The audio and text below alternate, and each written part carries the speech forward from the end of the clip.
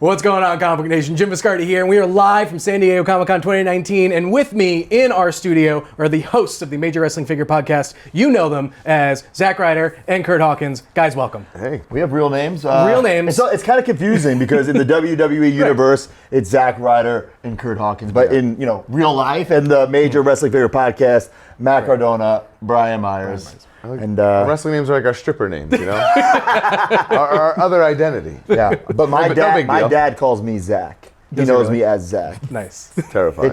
My dad's never called me Curt once. I just went home to Long Island. I moved to Florida. I went home to Long Island. We had a show at the Nassau Coliseum. You know the Nassau Coliseum. Absolutely. So the first thing that happens when I walk into my house is my dad has these 8x10 stacked on the kitchen counter that I have to sign to all these people, these random people.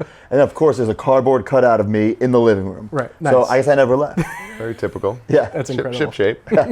So you guys are having a crazy week at Comic-Con. It's hectic. You hosted the Mattel panel. The host. The host. You had a huge signing at their booth. We did, yes. And you guys are doing a ton of stuff for the podcast. Absolutely, yeah. Basically after this. We're doing this interview. We can even backtrack. We did Monday Night Raw live in Long Island. We did a live midnight show for the Major Wrestling Figure Podcast. Right. Flew here.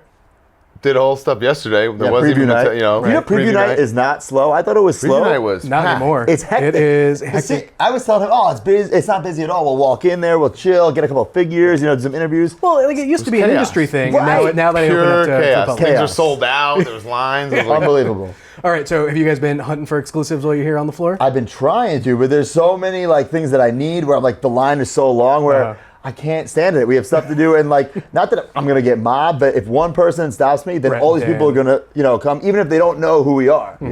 Right. No, that's awesome. I mean, Entertainment Earth was cool enough to hook us up with the Macho Man Mattel Slim Jim exclusive. That is such an awesome figure. It's probably the best Comic-Con exclusive Mattel has ever done. So unique. I would go as far as say it's maybe a top 10 figure for me. I think so. I think so. The attention to details there, the packaging is unbelievable, which you can even if you don't destroy it when you open, you can keep it. It kind of can go right back in. So it does that. I just remember I'm not trying to knock on Mattel, but last year we were like, "Where's the exclusive?" They were like, "Oh, it's the WWE Shark that you can get on Target.com today." We're like, "What?" So this really made up for it because now I feel like we have the coolest one in the whole convention. Like Funko has tons of exclusive, NECA has tons of exclusives, and now Mattel has something cool, which finally, better late than never, though. Yeah. Right. So you have one of you have two, one to let breathe, and yes, absolutely. One to rip open the box, let him breathe, and one to keep me in box for me. I, for one, didn't open my package like a savage, like somebody did. Yeah. So I still have the box. So just in case, just to slip that back in there. So I don't really need two. He attacked it like a Tasmanian devil, so he definitely needs another one. Yeah. So have you guys, you mentioned if one person stops and a whole bunch of people stop you, but have fans of the show stopped you yet? Oh, it's been awesome. T-shirts and all kinds of stuff. We're giving away exclusive pins. So anytime someone comes up and says, "Hey, fan of the show," and some people even, "Hey, I know you have the pin. Can I have a pin?" We just give them the pin. It's cool, man. It's cool. fun. It's heartwarming, I mean, so you guys have been doing the show for about a year, a little more than a year, right? Yeah. The end of August is our 1 year anniversary. How nuts has it been being one, you knew there was a community out there for it. But sure. Two, being able to grow that community. I mean, you guys talk about it on the show all the time, prices at Hasbro's now, For real, yeah. Through the roof. Well, so what's that been like for you guys to start the show, see the community grow? I don't think we had obviously we're not smart enough to have the foresight of what could come of this. We just knew it would be fun. I knew. Rose is just trying to make some money on the side. But it's become so much more than that, and people contact us and they're comfortable in knowing that okay, these WWE superstars are nuts like me, and they collect, and they're openly talking about their nerddom about it, and how OCD we can be about certain things, and it just makes everyone feel good that we're all like-minded people and we have the same hobby, and it's just we've built this huge community. I think what is super cool is that we have the podcast, but now we do live shows. Right. So we just had one on Long Island, and I was looking through the tickets, the names on the list. Most of the people there were just going by themselves. Usually you go to a wrestling show or concert with somebody, but they were going by themselves because they knew it's a community that we've created. It's a safe place. And whether they talk on our Facebook Patreon page or through Twitter or through whatever, everybody kind of knew everybody, and they weren't embarrassed, and they knew this is the place that they can go by themselves and have fun and meet some other figure nerds. And we're all figure nerds. That's the best part. No one's going to judge them. Right. So this is a question I've been meaning to ask, really just to tweet at you guys, but I haven't had a chance to. So when you guys were coming, I was like, yes, I'm going to ask them. We got to talk about the R3 line, the Jax one. I had high hopes for that line. Me too. Yeah. What went wrong there? Pure laziness. Series 3? Yeah. The first, it's supposed to be like scan body. So it's real scan, real scale. And real reaction, which was the foot gimmick, right? Oh, yeah. Yeah, which went never, I don't think that R2. ever happened. That's fine. It was really R2. Yeah. But the first 2 sets were pretty sweet, and the bodies were scaled and obviously Like made they're for the supposed guys. to be Jeff Hardy's body, Austin's body. Like the bodies. But then they gave up. Then That's so Jax. Yeah, very. Then they made 6 more sets of garbage, of repaints, and everyone's Austin's body somehow. Yeah. And like, come on. Yeah. The jig was up quick. Yeah. Right, like I think the only redeeming figure from that line is that Big Show. I was going to say, the Big Show is a great figure. I think the Hardy Boys are pretty sweet if you look at them. But the Big Show they even used in the Ruthless Aggression line. That was and then they used this beyond Andre the laziness, Giant in the Classic Superstars line. We have a term on our show called "That's So Jax." That's so Jax. That can be summed up right there. Of the figures that they debuted this weekend, what are the ones that you guys are the most excited for? Not the Hawkins and There was Ryder. no Hawkins and Ryder figure, so we weren't too excited about that. Like what's the deal there? You tell me. We were on the panel like, wait. And then eventually like, the show's over. We didn't get any. I was like, we're waiting for this big reveal, but it didn't come. But seriously, I like the Ghostbusters That's mashups. a great one. And actually, Mattel did. They gave us these 1-of-1 Zack Ryder Ghostbuster and Curt Hawkins Ghostbusters. That was really cool. Oh, that's cool. Yeah. I'm proud of like my buddy like Chris Hero, Cassius Ono, to see that his first figure looks sweet. Like we've known EC3 now for years and years, and to finally get a figure looks awesome. Things like that kind of make me feel good for my friends. Because we've been fortunate enough to have a lot of figures over the years, and we know like what accomplishment that is and how good guys feel about that. So it's cool to see that for them.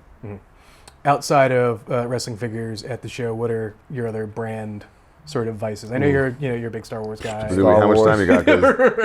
The NECA Turtles are insane. NECA is one of my favorite companies, and they're taking the Turtles cartoon, the Turtles movie, and the like video game ones they did. Yeah, and almost like awesome. 30 years later, they're making accurate figures, and they keep coming. So I love that. And then, of course, Hasbro, Star Wars, Diamond Select, Ghostbusters. I mean, Funko. The list goes on and on and on. I was looking forward to Super 7's MLB line. Right. Zack, MLB stands for Major League Baseball. Okay. That's a sport. They refer to it as America's pastime. Oh, okay. They have a reaction line of mascots and legends, and they're making modern day guys. So I was real excited for that because there hasn't been something collecty like that in the sports realm for a while. So that was real exciting to me. Is this your first Comic-Con, or have you been? Last year was. Which I'm glad, because you got to be in the right mindset for it. Yeah. It's a lot, What's the difference between obviously you guys do a lot of live events, and you meet the wrestling crowd and those fans. What's it like, coming to Comic-Con? It's like, is it much different, or is it pretty much crazy? the same? It's a different kind of fandom. It's pretty cool though. Nice. I like at Comic-Con, it's like everybody, fans of whatever. Everyone's a fan of something, Yeah. So it's cool to see people from all walks of life. Either you see like people in cosplay, and then I just saw like Ian Ziering walking up the elevator here. You know what I'm saying? So there's everybody. You did? Here. Right. Yeah, you didn't see it? No. As soon as you walked in. Steve from 90210? Yeah, Steve Sanders. The Steve Sanders. It's like your hero. I'm supposed to have a breakdown or something. When I was single and like girls would ask my name at like a bar, I would say my name is Steve Sanders. Nice. Because I didn't want them to know my real name. Where did that get you? Well, I didn't want. All right, enough. Nice, guys. I want to ask you one more question, then I'll let you go. We can't chill on this couch. We've had such a long day. I'm about to get some Uber Eats, man. Relax. What's local? Oh man. Breaking stuff. When's the next live show, guys? It's a good question. Good question.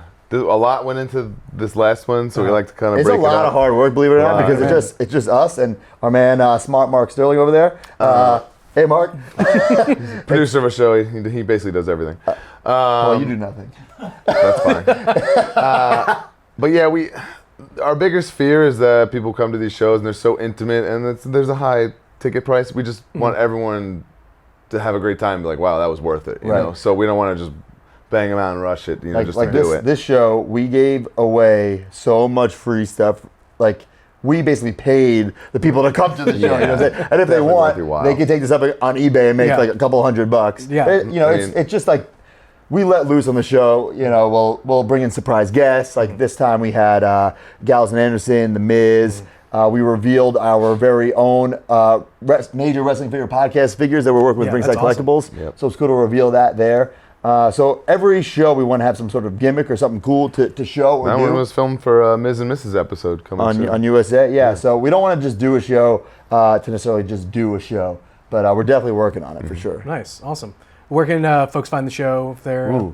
Anywhere you download your podcast. I would love for you to answer this. What is the... Can't do it. That's fine. Anywhere you find your podcast, it's a Major Wrestling Figure Podcast. We're on Instagram and Twitter at, What is it? Give them the full housekeeping. Major WF I'll do what I do. I just do this. YouTube.com/Major WF Pod. It's an audio podcast. I'm just nodding my head. ProWrestlingTees.com/Major WF Pod. Do you know our email address? Nope. Yeah, exactly. That's awesome. The one thing I had, we were all logged into the Instagram, and something happened where they had to change the password, and I got logged out, and I was like, no more Instagram for me. Sorry, guys. I'm out. I was trying to explain to him, he was so lazy to post pictures because he was just posting it on his own Instagram. Like, you can link the accounts and post it at the exact same time. All you gotta do is just that was a revelation. I didn't know that was a thing. I really didn't know that was a thing. Well, guys, thank you so much for stopping by. Thanks Really for having appreciate us. it. Big fan of the show. So this Thank you. was a treat. It was fun. For more on Comic-Con 2019, keep it locked into Comicbook.com.